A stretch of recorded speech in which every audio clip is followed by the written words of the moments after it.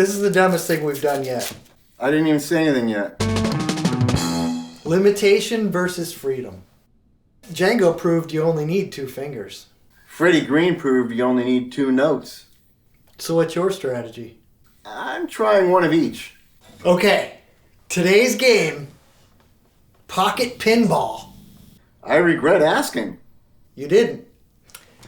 Pocket pinball is just going to be 2 fingers. Django 2 fingers, Freddie Green 2 fingers. You're going to play Freddie Green style chords, right? His voicings, which are just the 3rd and the 7th, just the guide tones. Oh my God. On the D and the G strings. I can't do that if it was written in front of me. Sure you can. Just on the middle 2 strings. Yeah, okay. You're not going to have any crazy tensions. Okay, that's something. So G major. G major what? What notes are you playing? Playing a G and a B. That's the root. That's not the 3rd and the 7th. That's the root. What are we playing on? The D and the what? Yeah. Right? F sharp and B. Yep. Or you could play it up here. There would be a power chord up here. I'm a failure. Let's do 3 of them. Let's do 3 of them, and then we'll talk about how you see them. I don't see him. That's the problem. Right, but I'll teach you how to see them. Okay.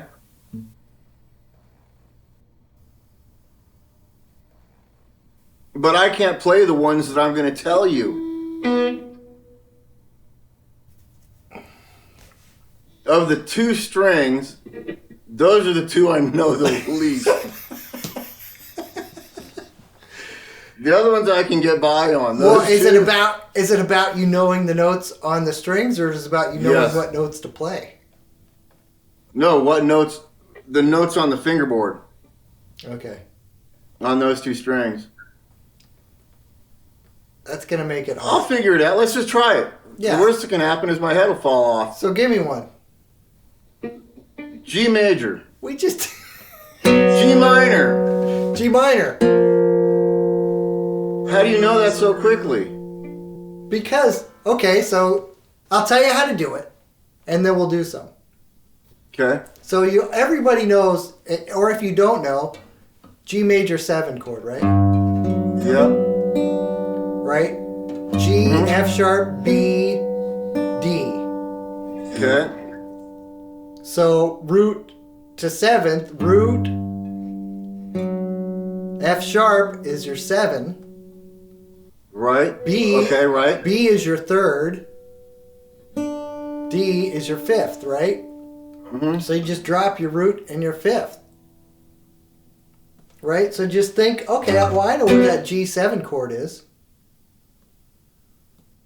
Right? And I know where G minor is. I know my major, my minor, my diminished. And diminished, actually, this is really good because by doing just those 2 notes, you see how these chords can be subbed out for one another, right? Yep. You know G dominant 7, right? F and B. I mean, just think of the shapes, right? We know these chord shapes. Major, dominant, minor, minor 6, major 6. Right? Like those are chords, it's like beginner jazz chords, right? Right, except I don't remember my 6s. You're just taking, the notes are already there. Your 3rd and your 7th are already there on the strings that they need to be on. Okay. So you don't have to think about anything because you already know the shape. So that's just the inversion. There's only one inversion of these. There's only 2 places you can play any of these because there's only 2 notes.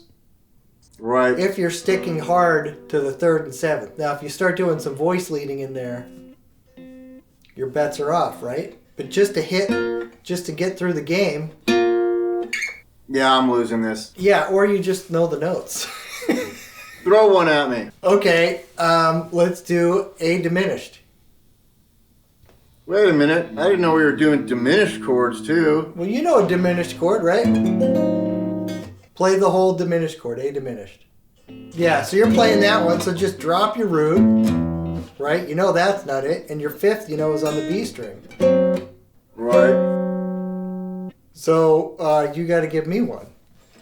Oh, for God's sake. D major 7.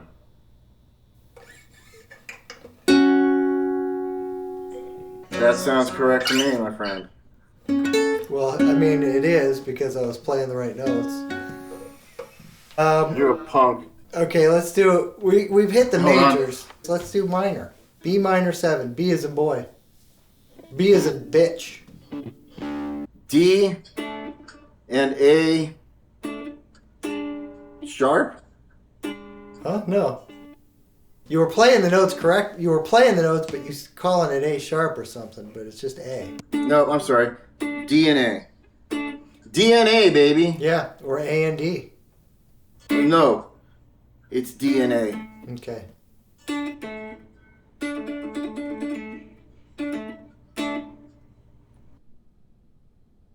C sharp diminished.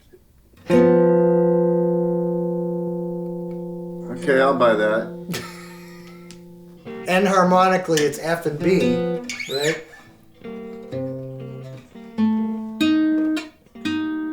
Oh no, it should be, I'm sorry.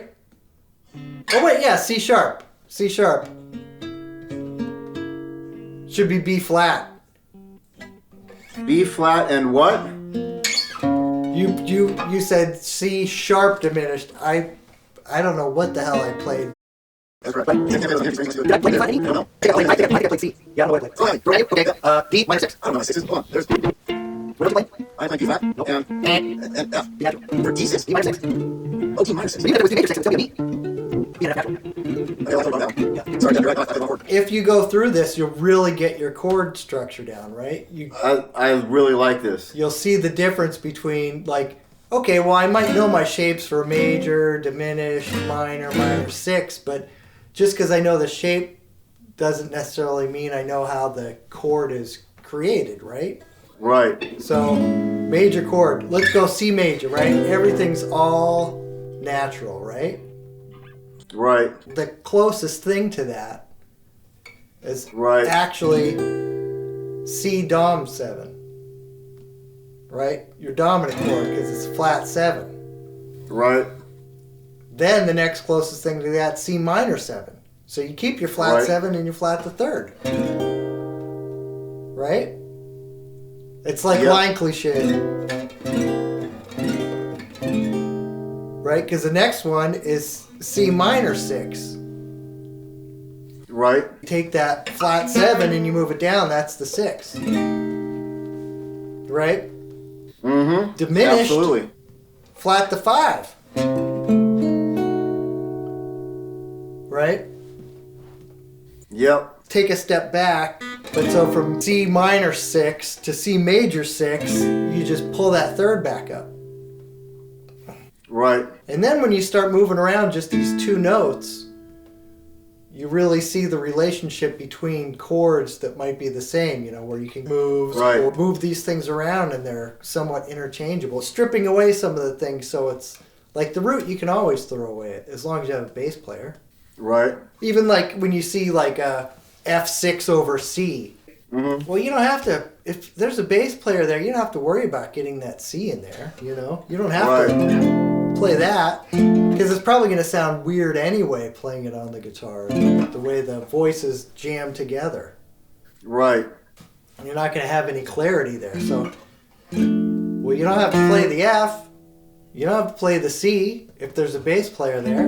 You just play what's in there. What's these two notes are what define the chord. The 5th is, also pretty much a throwaway. Anyway, the only reason they're on the inner 2 for this is because the guitar's really filling in, frequency-wise, in a big band, right? So, if you want to do an A minor thing, the C and the G up here, that's getting into melody territory. Right. And if you're playing it down here, it's still okay, but it's going to get a little muddy, right? That makes a lot of sense. You can play them anywhere you want, but going that far, you don't even have to play them closed voices like that, right? you could play spread out. Right. But then you risk having that 7th or the 3rd sound like the root if you go too low on those, right? Right. So that's that, you know. I like that. D major 7. Huh? D is in dog, like the dog you are. Yep. What do we got there? We got a C sharp and a G. F sharp. Why do we have a G? Playing Not the a right G. note. You played the right note. F sharp. You're just calling it the wrong note. Yep, it's an F sharp. Which is fine. That's half the battle. If you can play the right notes, who cares what it's called, right? Right. I guess kind of you lost the challenge. Oh, totally. But I want to play a 2-finger thing too. So the penalty, we're going to tape 3 fingers together. So we only have 2 fingers. Like Django. Ouch. Right? But I want to do it too. Because I'm such a cool cat. I'll play your penalty. I'll play your penalty for you. I'm like a pinch hitter. Perfect. All right? So give me the tape. Good catch. Yeah, it was a good throw. This is the dumbest thing we've done yet. Give it a minute. All right. I'm Django'd. Oh boy. Let's do 8 bars. Let's make it a real challenge. Okay, what 8 bars? How about just a 2-5? Just a... I can't... Oh my God. Okay, 1, 2, 1, 2, 3.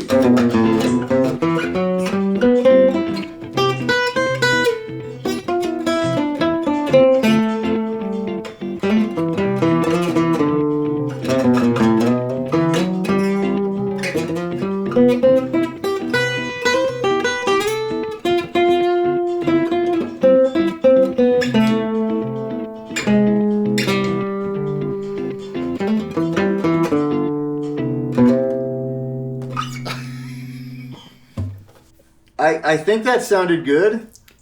Do you want to try it? Well, here's what's cool. So what occurred to me instantly, almost instantly, is the chromatic thing that Django did. Okay. So when I was going down to, from C to A, or I was trying to up, I couldn't do it because I'm used to using all 4 fingers, right? Like making those thirds, because you want, you're thinking of like a third or a minor third. Well, that's where the chromatic thing comes in, because to stretch there with 2 fingers Break his hand off is a little tough. So a lot of those little licks almost kind of clicked almost instantaneously. Wow. Like as soon as we started that, I'm like, oh, that makes sense. And why he's climbing up arpeggios. That makes total sense. Right? Like that's why he's doing some of the things he's doing. If I would have thought about this last week, I would have tried to play this challenge today with 2 fingers. Pretty cool. That's totally what he was doing. Yep. I wonder if I can pull it off with 2 fingers. I'll give you 50 cents if you can. Really? Let me see the money. I don't have it with me. You already owe me because I played your penalty. That's true. You got to tape your fingers together. I don't know if I can't, because then how do you move that whole group of That's fingers? the whole point. Here. Dude, you totally missed. That's all it's because I threw it with my left hand, dude. Now, all right. I can't believe this. G7C. You want it slow like that? Yeah, please. Oh my God, dude, this is... 1, 2, ready, go.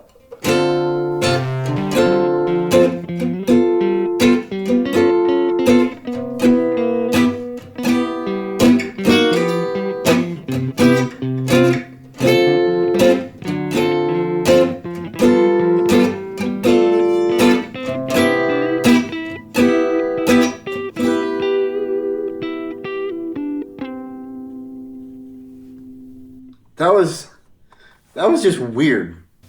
It's pretty neat though, right? It is pretty neat. I'm telling you, we're overthinking this whole thing.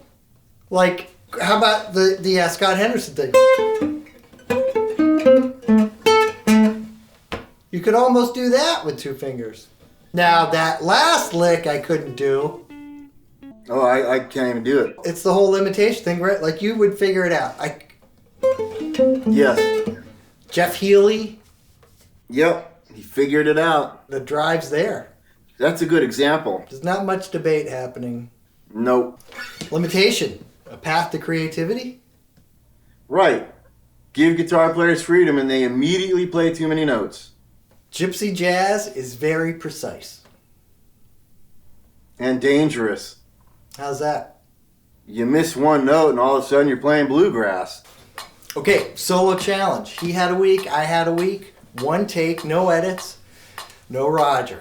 I'm still going to play with the clicks. You can play along if you want. Hop in after the rubato section.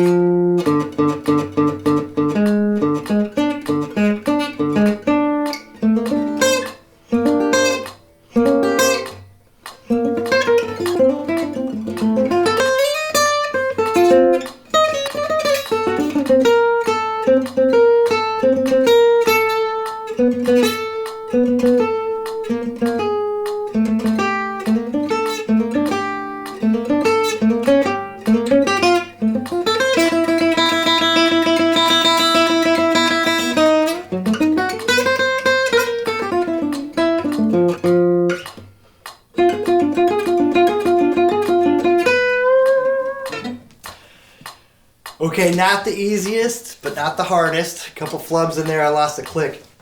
That's 1 take, no edits. So, if you learn this whole solo from beginning to end, you're going to learn so much about Django and his approach. And you'll be able to sit in with any gypsy jazz player because they all know this one. Next episode's challenge, I'm changing it up. It's going to be a 2-parter. 1 song, 1 backing track, 2 solos. 1 solo is going to be written by a real human being, a professional guitarist. The second one, you guessed it, it's going to be written by AI. I'll reveal that in the 3rd episode. That's the episode. Come back next time with your guitars. We're also a podcast if you're pretending to work. And if you're still here, you probably belong here.